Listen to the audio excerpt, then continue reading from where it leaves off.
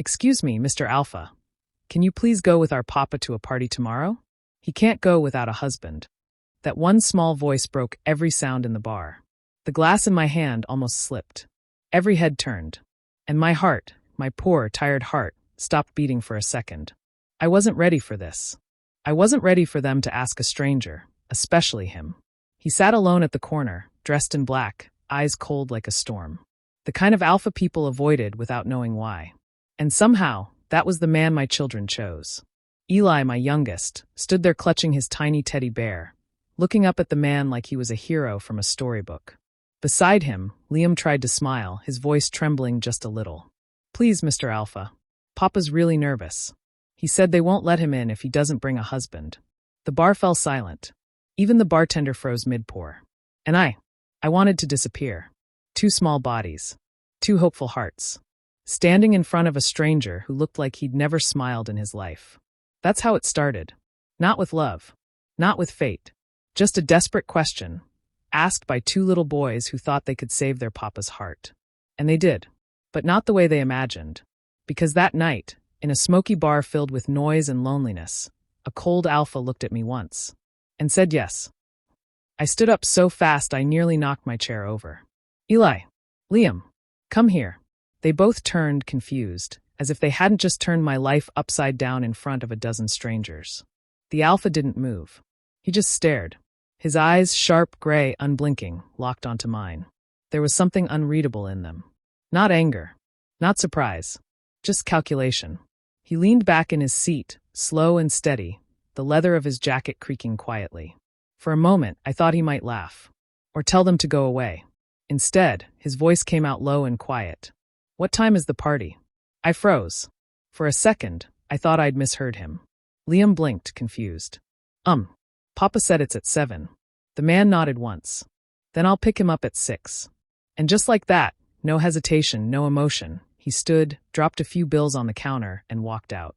The door shut behind him. The sound echoed through the bar like thunder. Eli tugged my sleeve, his voice tiny. "He said yes, Papa." My mouth went dry. He what? Liam beamed, proud of himself. "We found you a husband." I wanted to laugh. Or cry. Maybe both. Because somehow my 5-year-olds had just arranged my fake marriage with a stranger. That night, after putting them to bed, I couldn't sleep. His face wouldn't leave my head. Those cold eyes, that calm voice, it wasn't normal. He didn't even ask who I was. He didn't care why they asked him. He just agreed. It didn't make sense. I stared at the ceiling, replaying the moment over and over. His expression, his tone, his walk. He didn't seem like someone who said yes easily. Which meant there had to be a reason. Maybe he was joking. Maybe he'd forget by morning. Maybe I'd just wake up, and this would all vanish. But life doesn't give me that kind of mercy. The next day passed slowly. Every hour that ticked closer to 6 made my heart pound harder. I tried to convince myself it wouldn't happen. He wouldn't come. No one would show up for someone like me. I told the kids the same thing. "He's probably busy," I said, tying their shoes for daycare. Liam frowned. But he promised. Eli nodded sleepily. And Mr. Alpha doesn't break promises. I smiled weakly. "You don't even know him." "Then we'll know him today," Eli said, grinning. By 6, I was pacing the living room. Every car sound outside made me jump. I'd dressed up for the party, a simple white shirt, neat black trousers. My hands wouldn't stop shaking as I fixed my collar. It was just a company event. Just one evening. I could survive this. Then came the knock. 3 times. Firm. Steady. My chest tightened. I opened the door. And there he was. Same dark jacket. Same calm face. Same quiet danger in his eyes. But this time, under the streetlight, I noticed something different, a faint scar near his jaw, the kind that told stories no one ever spoke aloud. He looked at me once, scanning my clothes. Then his gaze softened slightly, so faint I almost missed it. "You clean up well," he said flatly. I blinked. "You actually came. You sound surprised." "I am." He smirked barely. I said I would. Then he crouched down, looking at the twins. "Ready?" Eli giggled. "You look like a superhero." He tilted his head. "I don't do capes." Liam pointed proudly. "We told everyone you'd come." He raised an eyebrow at me, clearly amused. "You told everyone, huh?" I sighed. "They don't know what privacy means yet." "Good," he murmured. Honesty's rare these days. The drive to the hotel was silent. The twins whispered in the back seat while I tried not to stare at him too much. Every time the light hit his face, something about him changed, softer for a moment, then cold again. He drove like someone used to control. Confident. Sharp. At the entrance, cameras flashed. Guests in gowns and suits laughed under crystal chandeliers. My stomach twisted. I'd been here before, last year, when my ex still wore a smile that wasn't real. When everything still seemed normal. I swallowed hard. Not tonight.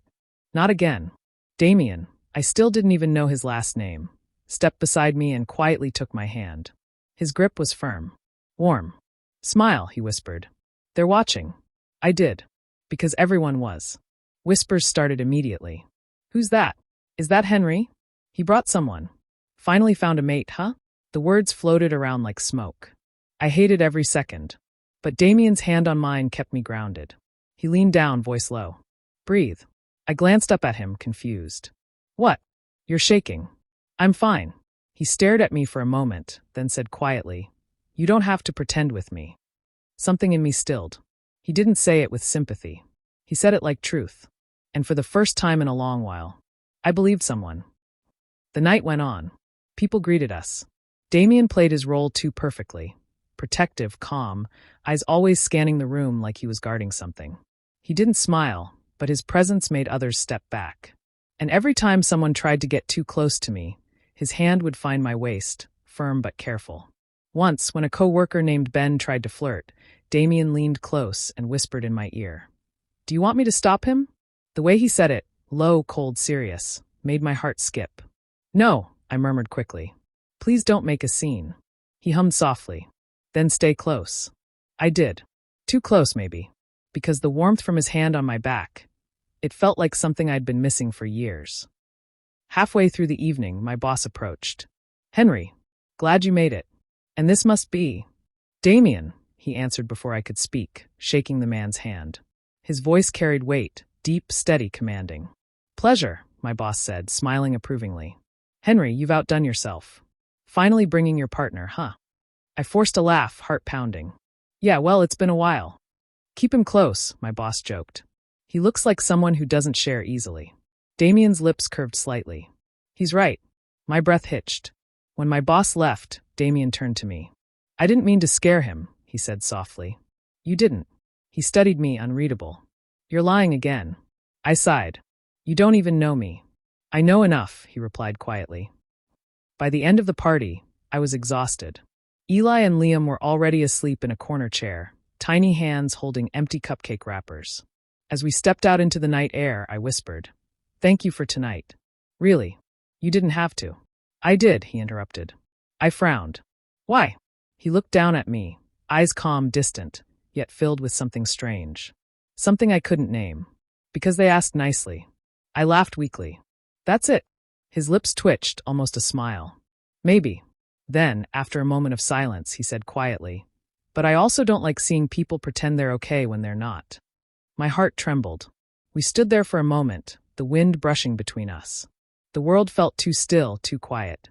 He opened the car door for me, helping the twins in first. And as I climbed in, I caught his reflection in the window, his expression softening when he looked at them.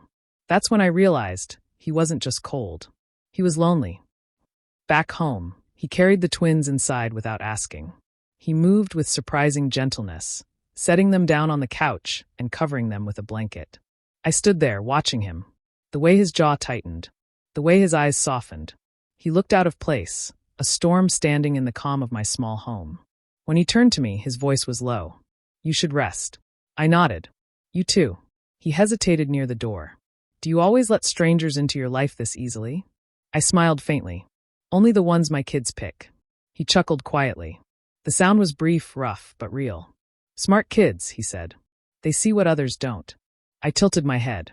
And what do they see? He met my eyes, his gaze steady. A heart that still wants to be loved, he said simply. Something inside me broke open. Before I could respond, he added, I'll come by tomorrow. For what? His voice dropped. To see if that heart's still beating.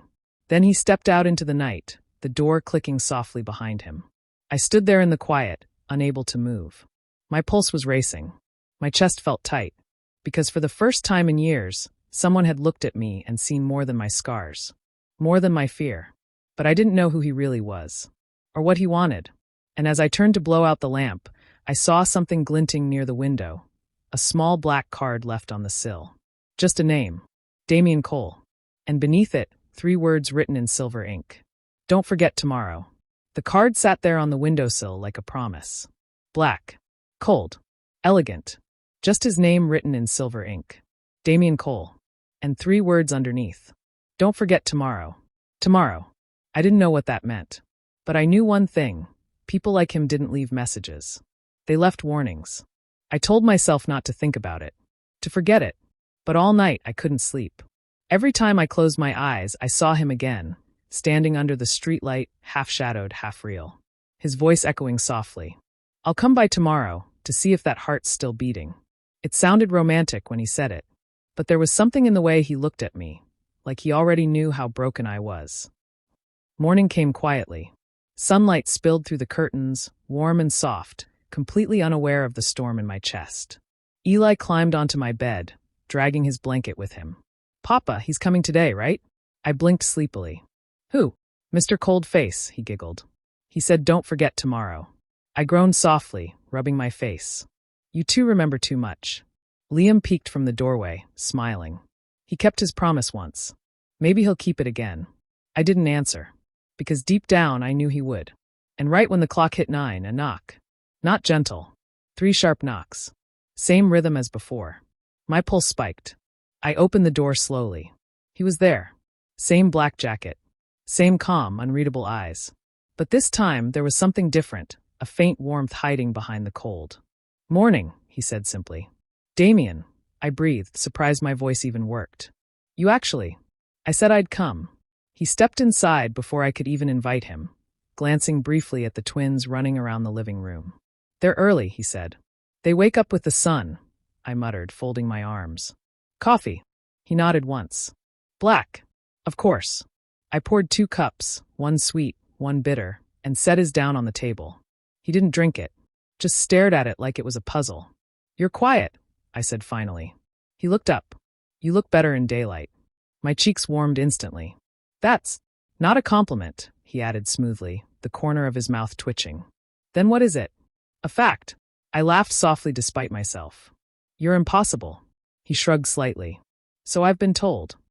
The twins came running to him before I could stop them. Damien, Eli squealed, wrapping his tiny arms around the man's leg. He froze, for just a second, like he didn't know what to do with such small affection. Then, slowly, awkwardly, he patted Eli's head.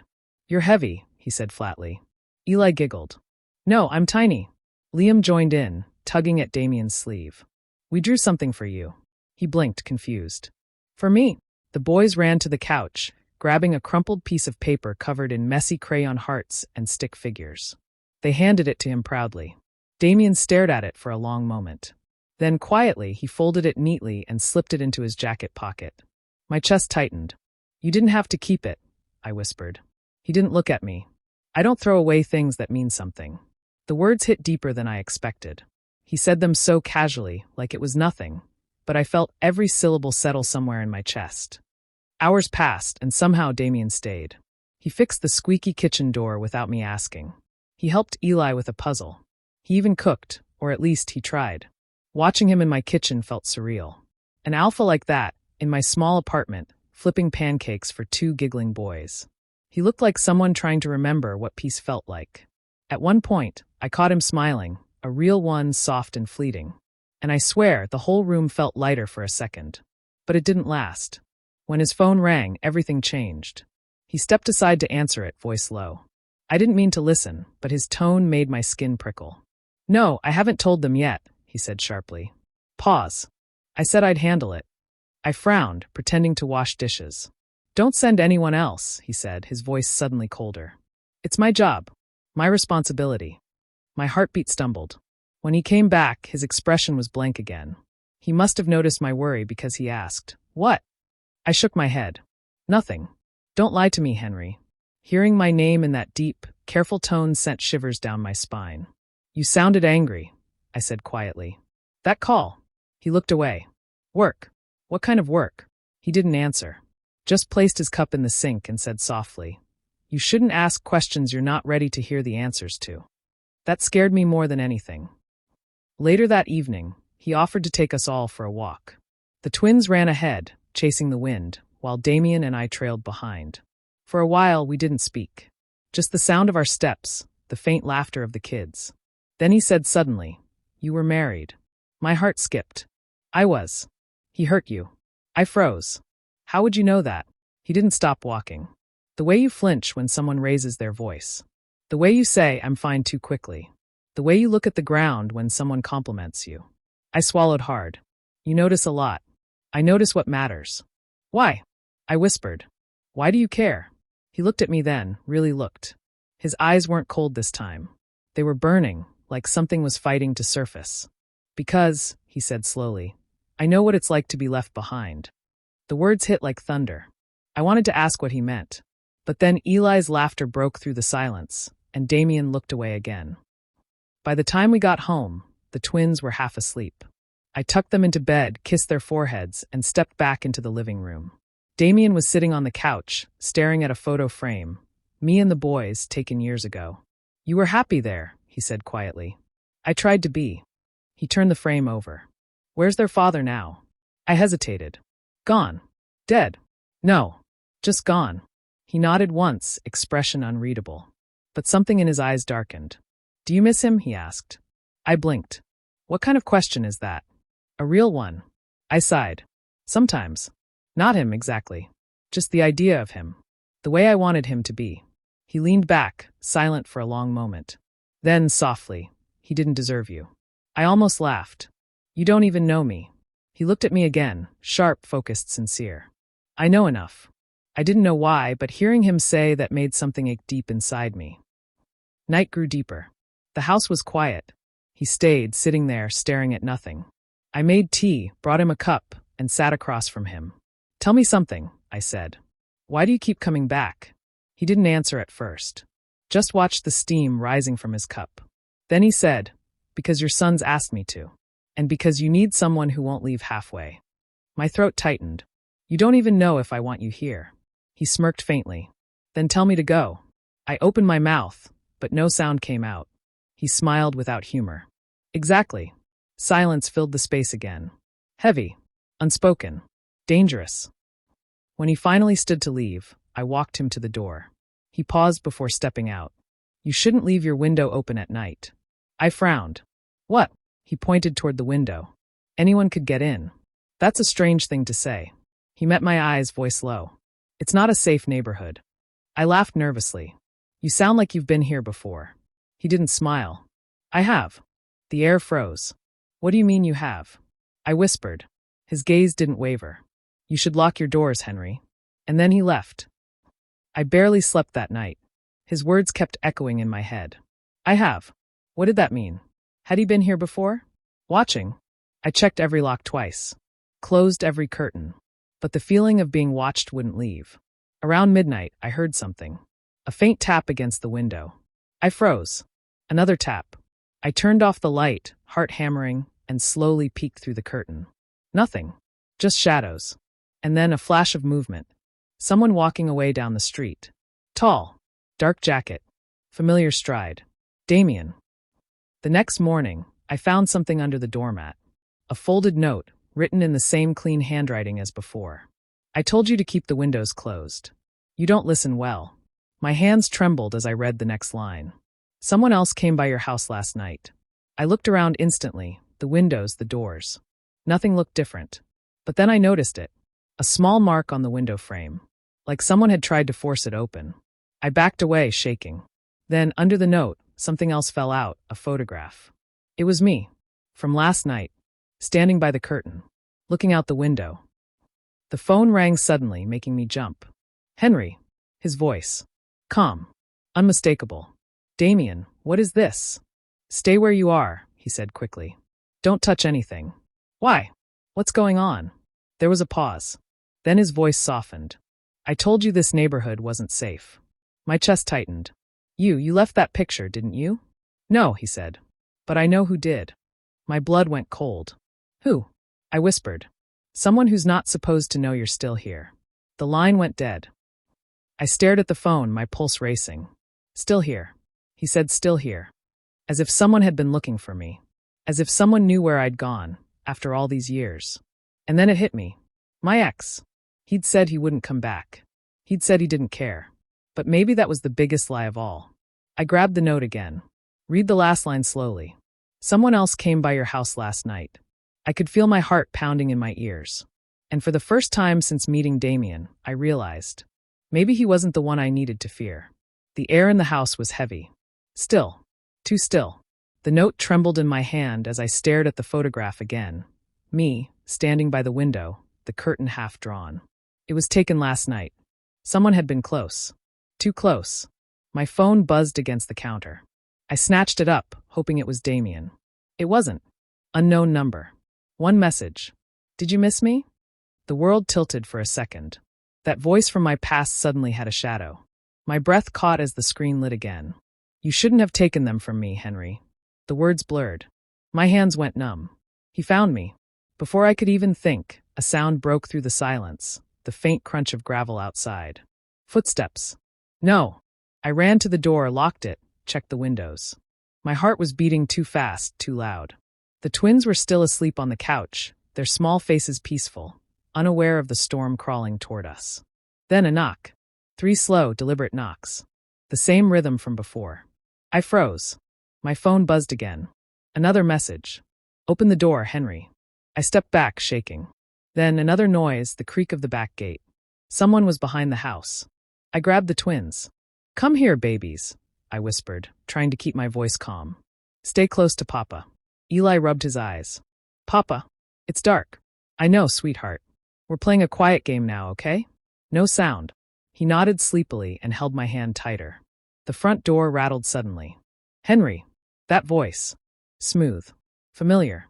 Poisoned with sweetness. I know you're in there. I just want to talk. Tears pricked my eyes. Go away. He chuckled softly through the door. You're still stubborn, huh? Just like before. But you can't hide forever. I reached for my phone and typed with trembling fingers. Damen, please. He's here. The reply came within seconds. Don't open. I'm outside. Outside. I didn't even have time to process it when the back window shattered. Glass sprayed across the floor. Eli screamed. Run to my room. I shouted, pulling them down the hallway. The sound of boots on broken glass followed. Slow. Confident. He was inside. I slammed the bedroom door shut and turned the lock, pressing my back against it. My whole body was shaking. Henry, he called from the living room. You think you can hide? After all you took from me? I took nothing. I shouted back, voice breaking. You took my sons. My blood ran cold. They weren't his. They never were. You left. I screamed. You said you didn't want them. A laugh, cruel and sharp, filled the air. I changed my mind. He started pounding on the door. Each hit made the frame tremble. The twins cried silently, clutching my shirt. Papa.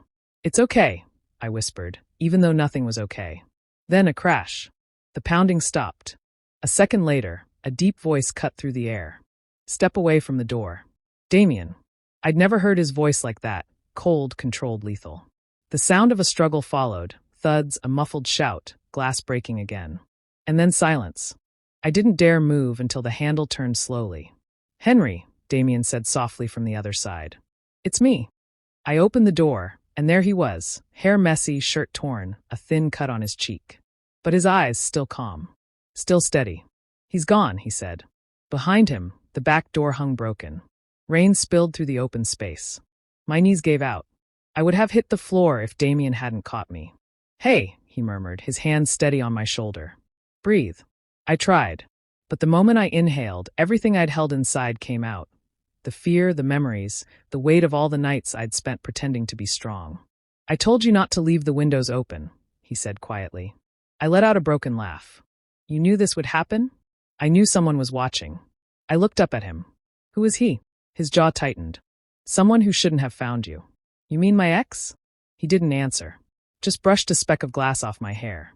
Pack your things, he said suddenly. What? You can't stay here anymore. Damen, don't argue.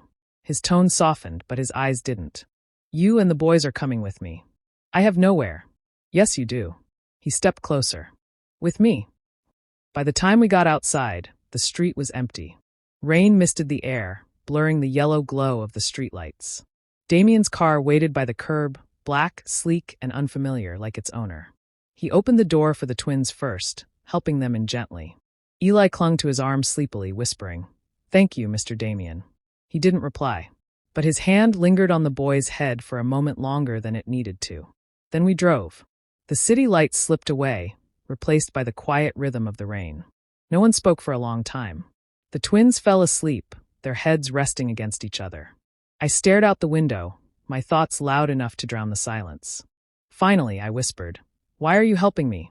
He didn't look at me. "Because I promised your sons I'd protect you." "That's not the only reason," I said quietly. He smirked faintly. "No, it's not." The wipers squeaked against the windshield. The air felt thicker now, charged with something I couldn't name. "Who was he?" I asked again. Damen exhaled slowly. "Someone who shouldn't have known you were still here." The way he said it made me shiver. "You talk like you've been watching me," I said. "Like you already knew." He turned his head slightly, eyes catching the passing lights. "I have." My stomach dropped. "What?" "I've been watching you for weeks." My heart started pounding again, not out of fear this time, but confusion. "Why?" "To make sure you were safe." I frowned. "That's not something normal people do, Damen." He almost smiled. "I'm not normal people." "Then who are you?" He was quiet for a moment. "Then, someone who's done things he can't undo. Someone who owes your ex more than he'll ever know." I stared at him, not sure if I heard that right. "You owe him?" "Used to," he said. "Not anymore." "What do you mean?" "He worked for people I used to work for," Damen said flatly. "And when I left, they didn't forgive easily." The rain outside grew heavier, as if trying to drown his words. "So you're saying," I whispered, "he came for you?" "Not for me." He shook his head. "No, Henry. He came for both of us." We drove until the streets thinned and the city disappeared behind us. The road stretched into darkness, forest on both sides, no lights, no sound but rain. My hands were shaking again. "Where are we going?" "Somewhere safe." "Damen, please. I need to know."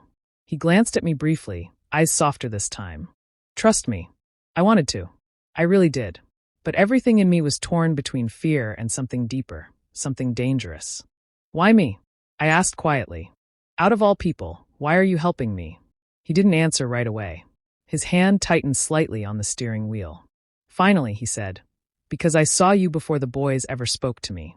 That night in the bar, you looked at me once. And I saw someone who wanted to live, but didn't remember how." My throat closed. "I don't know why," he continued, voice lower now, "but when your son asked me to follow you to that party, it felt like something was trying to make me stay." He finally looked at me. "And now I know why." "Why?" I whispered. His jaw clenched. "Because you needed saving. And maybe so did I." The car went silent again. Only the hum of the tires filled the space between us. We stopped hours later in front of a secluded cabin surrounded by trees. The rain had turned into a fine mist. "This is your safe house?" I asked, stepping out carefully. He nodded. "No one will find you here." Inside, the cabin was surprisingly warm. Cozy. Lived in. There were books, a fireplace, a blanket draped over the couch, signs of someone who'd been alone for a long time. He locked the door behind us. "You can rest in the main room. I'll take the couch." I turned to him, exhausted. "You're really not going to tell me the truth, are you?" He met my gaze, the firelight flickering in his eyes. "Not yet." "Then at least tell me this," I said softly. "Should I be afraid of you?" He took a slow step closer, his voice dropping low. "No, Henry. But you should be afraid of what's coming for us." A chill ran through me. "What's coming?" He didn't answer. Just walked past me, stopping by the window to check the darkness outside. And as the fire crackled behind him, I noticed something I hadn't before, a scar on the back of his neck, shaped like a brand. Letters. Numbers. A mark that didn't look human. I took a step closer. "Damen, what is that?" He didn't turn. "A reminder," he said quietly, "of who I used to be." "Who were you?" Finally, he looked over his shoulder. His expression was unreadable, but his eyes, they burned. "The kind of man your ex was terrified of." The room went still.